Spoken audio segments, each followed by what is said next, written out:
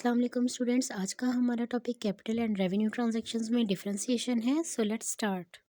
ये जो रूटीन का प्रॉफिट या लॉस की बात कर रही हूँ, तो जब आप लोग trading profit and loss account prepare करते हो, उसमें जो ग्रॉस प्रॉफिट या नेट प्रॉफिट निकलता है वो आपकी बिजनेस एक्टिविटी का होता है। उन्हीं चंद क्वेश्चंस में समटाइम हमने लॉस, नेट लॉस या नेट ग्रॉस लॉस भी देखा था। तो वो जो लॉस था वो आपका रूटीन का लॉस था, क्योंकि आपकी एक्टिविटीज़ से आपको मिल रहा था, तो उसे हम लोग कह सकते हैं। लेकिन उन्हीं फाइनल अकाउंट के कुछ क्वेश्चंस के अंदर मार्केटेबल सिक्योरिटी कुछ ऐसी थी जिसमें प्राइसेस कभी बढ़ जाती हैं, कभी कम हो जाती हैं। तो उन एसेट्स की, सिक्योरिटीज़ की वर्थ, मार्केट वर्थ का बढ़ना या कम होना, वो आपके कैपिटल आइटम को इफ़ेक्ट करता है, क्योंकि वो आपके एसेट्स हैं। जैसे LCM रूल के मुताबिक आप अपनी सिक्योरिटी को उस वैल्यू पे मेंशन करते हो जो आपके पास लोएस्ट वैल्यू होती है। तो जो डिफरेंस होता है वो आपका कैपिटल प्रॉफिट या कैपिटल लॉस हो सकता है। कुछ रेवेन्यू एक्सपेंडिचर्स ऐसे होते हैं जिन्हें हम रेवेन्यू नहीं कंसीडर करते। ये डिफरेंट सिचुएशंस पे डिपेंड कर रहा होता है। दो टाइप के हमारे पास ऐसे एक्सपेंडिचर्स या ऐसी सिचुएशंस आ जाती हैं जब हम रेवेन्यू नेचर के एक्सपेंडिचर्स को रेवेन्यू नहीं कहते हैं, फिर उनका नेम थोड़ा सा चेंज हो जाता है। या तो हम उन्हें डेफर्ड रेवेन्यू एक्सपेंडिचर्स कह देते हैं, या फिर हम उन्हें कैपिटलाइज्ड एक्सपेंडिचर्स कह देते हैं। अब डेफर्ड रेवेन्यू एक्सपेंडिचर्स क्यों कहा जाता है? क्योंकि इनका जो बेनिफिट है वो ओनली वो 1 ईयर से एक्सटेंड कर जाता है। नॉर्मली जो रेवेन्यू नेचर की ट्रांजैक्शंस होती हैं उनका बेनिफिट या उनका फ़ायदा जो सा वो आपको 1 साल के अकाउंटिंग पीरियड के अंदर अंदर ही मिल जाता है, या उनका बेनिफिट एग्जॉस्ट हो जाता है कम्प्लीटली ड्यूरिंग 1 अकाउंटिंग पीरियड। और जो कैपिटल नेचर की आइटम्स होती हैं वो उनका बेनिफिट आपको मोर देन 1 अकाउंटिंग ईयर मिलता रहता है। ठीक है। अब अगर कोई ऐसा खर्चा है जिसका बेनिफिट आपको 1 साल से ज़्यादा अरसों के लिए मिलेगा, तो उसे आप फिर डेफर्ड रेवेन्यू एक्सपेंडिचर कहते हो। जैसे हम एग्जांपल ले सकते हैं आपका हैवी एक्सपेंडिचर का, हैवी एडवर्टीजमेंट का एक्सपेंडिचर। अब कुछ खर्चे ऐसे होते हैं जो बिज़नेस के अंदर बहुत ह्यूज नेचर के होते हैं, बहुत ज़्यादा अमाउंट के होते हैं। अगर हम उन खर्चों को एक ही उसी अकाउंटिंग पीरियड के प्रॉफिट एंड लॉस अकाउंट की डेबिट साइड पे मेंशन कर दें, प्रॉफिट एंड लॉस अकाउंट की डेबिट साइड पे अगर हम लोग उन खर्चों को मेंशन कर देना, तो उससे आपके प्रॉफिट पे बहुत ज़्यादा फ़र्क पड़ता है। आपका प्रॉफिट उस साल बहुत ज़्यादा डाउन जाएगा, जिसकी वजह से आपके ऊपर इनकम टैक्स बहुत ही कम लगेगा।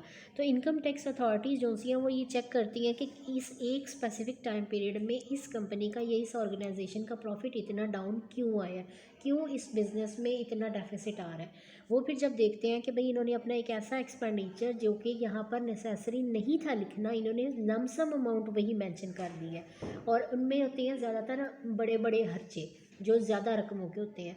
ज़ाहिर है जब आप एक गिवन टाइम पीरियड के अंदर बहुत ज़्यादा खर्चा मेंशन होगा as compare to your income, तो आपका प्रॉफिट बहुत ज़्यादा डाउन चला जाएगा, खर्चा एक्सीड कर जाएगा। तो इसलिए क्या किया जाता है कि इनकम टैक्स की जो अथॉरिटीज़ होती हैं या गवर्नमेंट जो सी होती है वो आपको अलो नहीं करती कि आप हैवी एक्सपेंडिचर्स को एक ही दफ़ा प्रॉफिट एंड लॉस अकाउंट में मेंशन कर दो। तो वो क्या करती हैं, वो आपको कहती हैं कि आप इन एक्सपेंडिचर्स को डिस्ट्रीब्यूट कर दें, राइट ऑफ कर दें over a period of years, 1 साल से ज़्यादा सालों के ऊपर आप इसको डिस्ट्रीब्यूट करें। तो आप क्या करते हो, फिर हर साल उस अपने एक्सपेंडिचर का एक स्मॉल पोर्शन, मोस्टली आप इस एक्सपेंडिचर को 10 ईयर्स पे डिवाइड कर देते हो। ठीक है। अब हर साल जो सा है वो एक ही रकम, ज़्यादा रकम लिखने की बजाय आप थोड़ी थोड़ी रकम अपने प्रॉफिट एंड लॉस अकाउंट की डेबिट साइड पे लिखते रहोगे, जिससे आपके प्रॉफिट पे इतना खास असर नहीं पड़ेगा, आपका प्रॉफिट एकदम से डाउनवर्ड नहीं जाएगा। तो इससे ये बेनिफिट मिल जाता है कि आपके इनकम टैक्स अथॉरिटीज़ कहती हैं ठीक है आप अपने एक्सपेंडिचर को एक्सटेंड कर दो over a period of years. तो फिर ऐसे एक्सपेंडिचर्स को हम रेवेन्यू नेचर का नहीं कहते, बल्कि हम उन्हें deferred revenue expenditure, deferred means to be compensated in future. Deferred का मतलब होता है बाद में जिसे कंपनसेट किया जा सके, फ्यूचर के किसी इवेंट के ऊपर आप इसे डिस्ट्रीब्यूट करके तो फ्यूचर में इसे कंपनसेट कर सकते हो। तो डी से हम कह सकते हैं कि ये डेफर्ड रेवेन्यू एक्सपेंडिचर्स होते हैं। और कुछ एक्सपेंडिचर्स जो से हैं वो कैपिटलाइज्ड कर दिए जाते हैं। कैपिटलाइज मीन्स होते तो ये रेवेन्यू नेचर के हैं, लेकिन ये डायरेक्टली कनेक्टेड होते हैं with the acquisition of some fixed asset. जैसे मैंने पीछे आप लोगों के साथ डिस्कस किया, एग्जांपल दी थी कि कोई भी फर्नीचर या कोई भी मशीनरी आप खरीद के लाते हो, उसके ऊपर कोई भी कैरेज पे करते हो। कैरेज आप लोगों को पता है ये आपका डायरेक्ट एक्सपेंस होता है, डायरेक्टली ये है होता वैसे रेवेन्यू नेचर का बाय नेम अगर इसको देखें सिर्फ कैरिज को, लेकिन जब ये कनेक्ट हो जाएगा with acquisition of some asset तो इसका नेम रेवेन्यू से चेंज होकर कैपिटलाइज्ड एक्सपेंडिचर बन जाता है। ठीक है, तो इसे हम ये सिचुएशन कहते हैं कि वो तमाम रेवेन्यू एक्सपेंडिचर जो कि अब मज़ीद रेवेन्यू नहीं रह गए।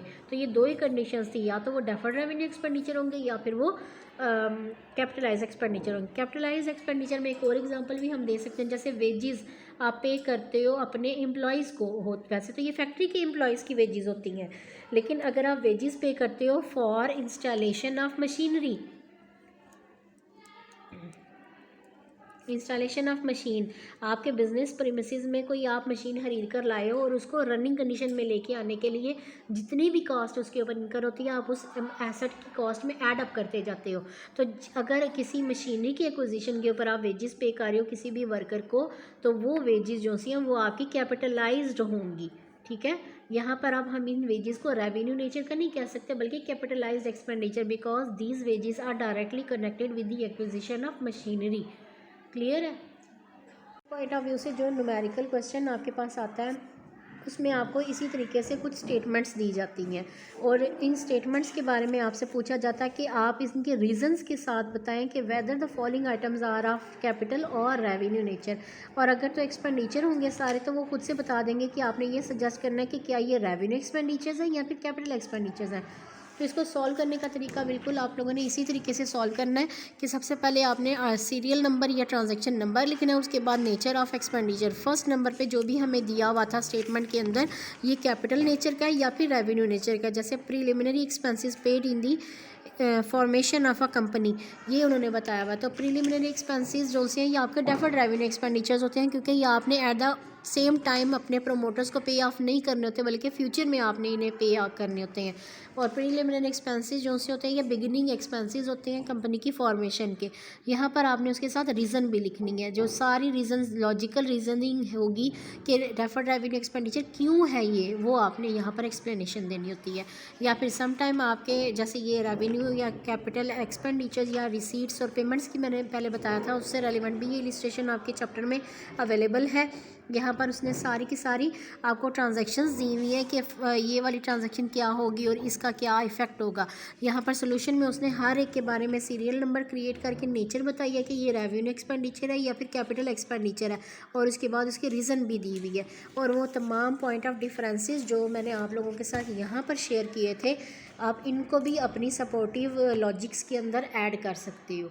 और यहाँ पर एक मिसिंग था कि ये जो रेवेन्यू है ये जो सा ओनली 1 अकाउंटिंग ईयर तक आपको बेनिफिट देता है, और ये कैपिटल एक्सपेंडिचर जो सा ये मोर देन 1 अकाउंटिंग ईयर आपको बेनिफिट देता है, एक्सटेंड होता है इसका बेनिफिट का period up to more than 1 accounting years.